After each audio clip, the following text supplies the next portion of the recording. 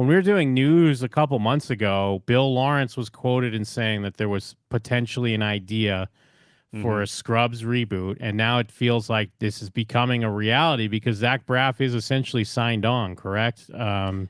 Based off that article. But it's even weirder because even the other, and I didn't see the end of Ted Lasso, but they're already saying how like Ted Lasso's coming back. Like a lot of the actors are like, "Yep, we're going to be shooting this summer," and I guess in a weird way that was not even done enough to be a thing that we're nostalgic for, but they did at least hype it up as like this is the end of Ted Lasso. And so I don't know, maybe it's Sudeikis isn't coming back or something, even though he is the aforementioned Ted Lasso.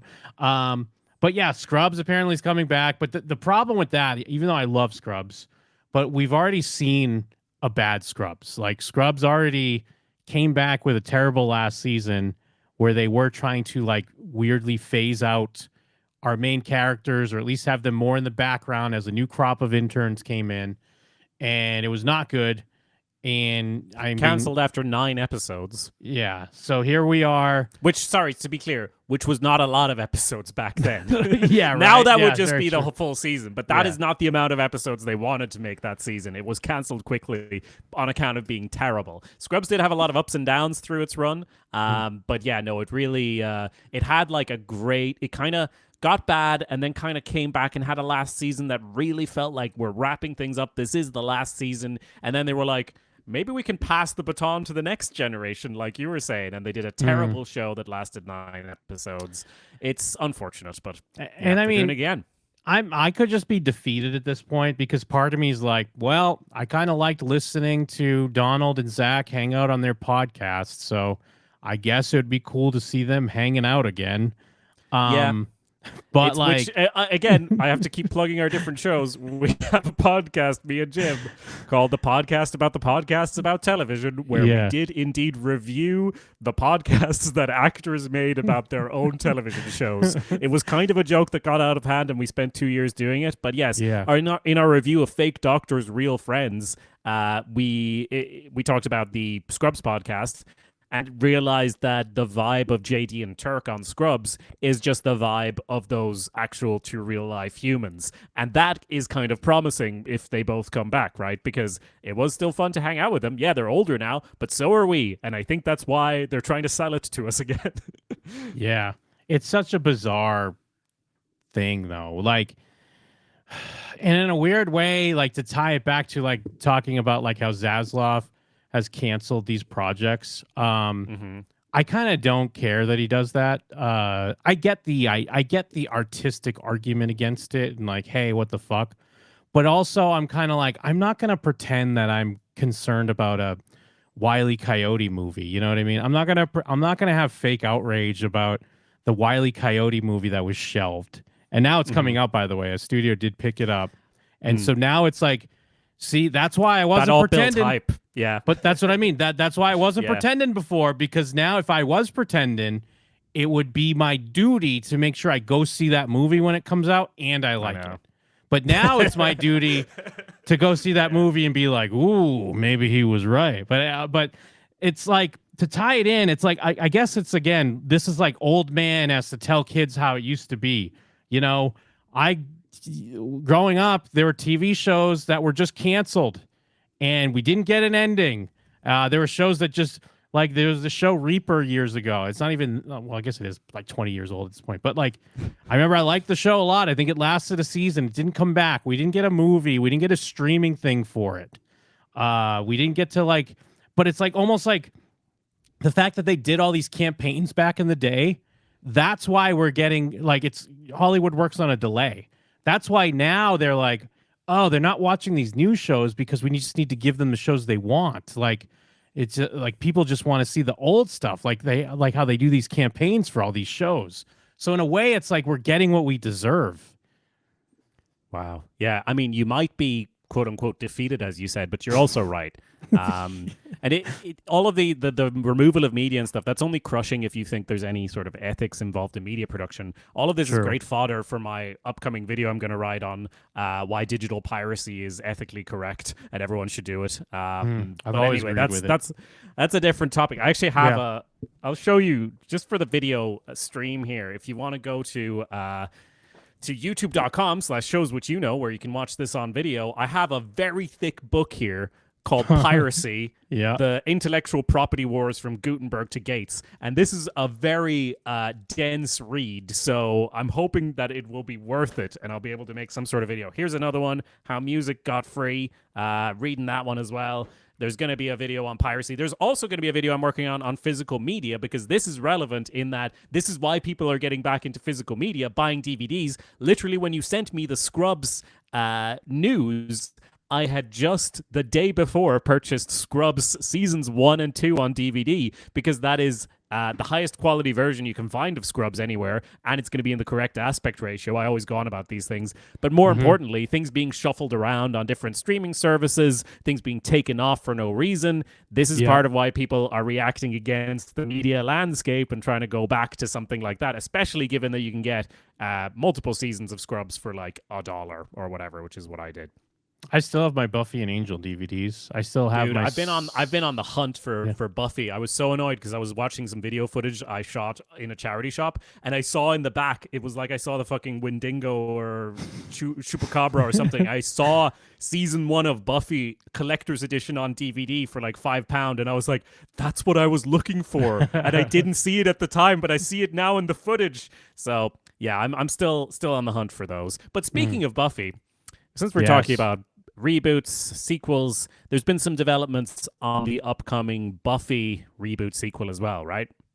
Yes, a few things. And I mean, if you've been paying attention, I've been very lukewarm to annoyed at this whole situation, this whole thing with the Buffy reboot. Because I mean, the one thing that's been going on, I don't even know if you saw this, but like, Sarah Michelle Gellar's on, it's not quite an apology tour, but like she's parading Allison Hannigan around. I guess to show, and they're even the headlines were kind of like, you know, putting the beef rumors to rest or whatever. And it's like, no, they really didn't like each other, mostly because Sarah Michelle Gellar was a shitty person, but we want to pretend that she wasn't. And which is fine. I mean, people can be shitty and then they grow old, they get mature, whatever. I just don't like this, like, brushing it under the rug and acting like it never happened. But I think it's clear that they did, like, a few interviews together. They were popping up on each other's socials. I think it's clear that Willow's going to be back in the show. Like, they haven't, I don't think they've officially announced it, but, like, why else would they just be hanging out doing press together out of nowhere?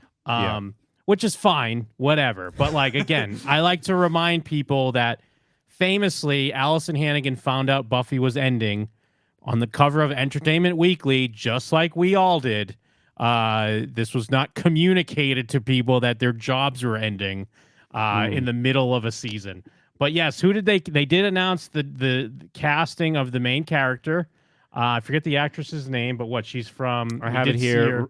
Ryan Kira Armstrong is sort of gonna be the new Slayer. We don't know the title of the show yet. We don't know if it's gonna be her name, the Vampire Slayer, or whatever. Probably some dumbass name with a lot of colons, a Buffy story or something. But yes, we will have seen her, you and me, most recently in Skeleton Crew, where she is the girl who is good at everything. Yes. So here we're going to see her. She's going to be the new girl that's good at everything. Yeah, well, and I have to say, the character in that is pretty bad. I don't think her performance stood out as worse than anyone else's, but what do you recall from her in Skeleton Crew? Yeah, I agree. It wasn't so much. I didn't have a problem with her performance or her as an actress. I mean, she was fine. It was, I didn't like how that character was written, and like, it was just things that weren't really earned, especially when the show was pretending she wasn't the main character. The show was pretending that, what was it, Wim? Yeah, well, that's true for all the kids, right? They didn't do a good job of writing any of them, unfortunately. Yes. Now, there is rumors that the new Slayer's name is Nova. I have seen some rumors around that. There's been some different like ideas of what the basic plot it's been like floating around on different sites. Which And again, again, we just have to emphasize, it's gonna be whatever you put into ChatGPT. Your first thought is exactly what it's gonna be. Buffy's gonna be the Giles type mentor, and we're gonna have a new vampire slayer, and young, sexy people are gonna be in it. Like, what do you like? Right? That we've said that before, but that's what I assumed you were gonna say, Jim. Yes, yeah. The thing is, because I always come back to this idea where they try to rationalize the reboot, like why did it take so long? And they're like, we were just waiting for the right idea, and it's like, no, you weren't, because this is the same idea that people have had for decades at this point. Is that there's a new young girl with her ragtag groups, and Buffy's going to be the new Giles, Unless, I mean, maybe they're going to throw me for a loop and Buffy's the new master. Buffy's the villain or something like that. If they did something like That'd be great. I'd be like, holy shit, hats off to you, Sarah Michelle Gellar. But I guess that's yet to be seen. Well, I mean, Obi-Wan has to die. The mentor always does have to disappear one way or another. Even Giles, after a number of seasons, flew back to England, right? So hopefully they'll do something like that. Maybe she becomes a vampire finally. That'd be... But Giles didn't move back to England until season 6. I know. That was after 100 episodes. These days, there's going to be 7 episodes or whatever this is. You know what I mean? No, Jim, I know. And like Sarah Michelle Gellar, she would only need to be into like 4 of them or something. Like they could still make an excuse of like, oh, she's out at a dinner party, and we're fighting vampires. It's just, I mean, be evil, but anyway, all the stuff I'm hearing is just annoying. It's like, oh, they're rebuilding Sunnydale. Like Sunnydale, I'm like, oh my God, Jesus Christ! Why do you have to ruin everything that I like? Well, speaking of that, like from the upfronts, tying this all together, it does seem like people are going even more for these types of safe bets of going back to stuff that was popular in the past.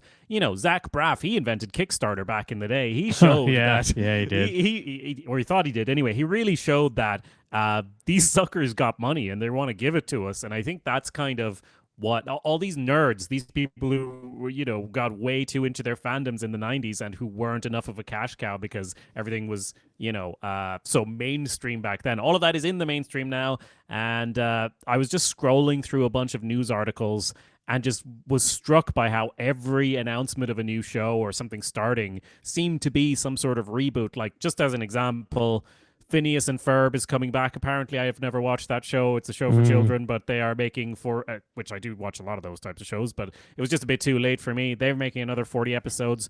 Not saying that's bad, but they're literally coming back. And the creator said this because it seemed like Disney looked at like, hey, what was successful before? Why did we stop making that? Let's do that again because it's a safe bet and we know it's going to work. Bryan Cranston, he's now in a Malcolm in the Middle reboot that's bringing back a bunch of people. It's a 4-part reboot or whatever. So maybe it's like a fucking Year in the Life, Gilmore Girls style thing. But Malcolm and his daughters are drawn into the family's chaos when Hal and Lewis demand his presence for their 40th wedding anniversary, and a lot of the people are coming back for it. Can't we just have? I mean, and I know my ideas are like going against the whole spirit of like don't even bring it back at this point, but like, how about Malcolm doesn't have kids and he's just kind of a loser, or maybe you don't even have to make him a loser. Like maybe that's a little too sad. How about he's like a fucking CEO of a Fortune 500 company. He doesn't have time for family, like not even his own family. And maybe he just through having to visit his sick father's deathbed, he realizes all that he lost, I get that doesn't quite hit the spirit of a Malcolm in the Middle revival, but like, let's do something here. Well, I don't think he can be too much of a loser because Kiana Madeira plays his girlfriend, and she is an attractive woman. I don't know who that is. Yeah, no, I had to Google it, but she was in Fear Street on Netflix or whatever. She's just quite attractive. So she's not a teenager, is she? Huh? She's not a teenager, is she? No, she's because in you her 30s. said all right, because you said Fear Street. All I can remember is like young people on that show. Yeah, but isn't Fear Street came out? I guess it was pretty recent. I don't know, man. Other things that are coming that I'm just going to list very quickly. Obviously, The Paper, the The Office spin-off, The Paper. That's right. Is coming out soon. There's a Seventh Heaven reboot in early development at Real CBS. quick, hold on the Paper thing. Another thing, like I like to kind of go over the tropes of whenever they roll these things out. Like the big thing with the Buffy one, and when I quickly checked on Screen Rant, they always try to say like, you know, hey, finally a good idea came through, or even like this article I'm reading is like, the fact that Geller will be an executive producer on the reboot is an exciting indicator of creative control. No, it's not. But the other thing, I recently saw this as a headline. This is another thing they'll do with these, especially if it's like not the old cast coming, is because was it Domhnall Gleeson, right? Donald Gleeson. Donald Gleeson. Yeah, there's a headline that like he went to Steve Carell and Rainn Wilson, and they gave him. Oh no, he went to Steve Carell and John Krasinski, and they said you got to do this. They gave him the stamp of approval, and it's like, first of all, they probably didn't. Second of all, if they did, they were probably like, yeah, go get that paper, man. Like, it's this weird way they always try to trick us. They're like, well, you know, the original people are saying now's the time. Now's the time that we have a paper follow up to The Office. We're all just following our creativity. Right? All these bands just want to reunite. They're not just doing it just because, Jim. They really missed this stuff. But I'm sorry. So Seventh Heaven, you said as well. Yeah, and I mean, there's another one, A Different World sequel series pilot at Netflix. I remember A Different World. But which isn't that like a Cosby? That's a Cosby Show spinoff. Which I have no clue about it, but I was just going through all the new shows and I just kept bumping into more reboots. That one's interesting because they're making a pilot for Netflix, which doesn't usually happen. So they're actually doing like a pilot before I guess they decide if they're doing the show or not. But anyway, more of the same. I hope you're all ready for it.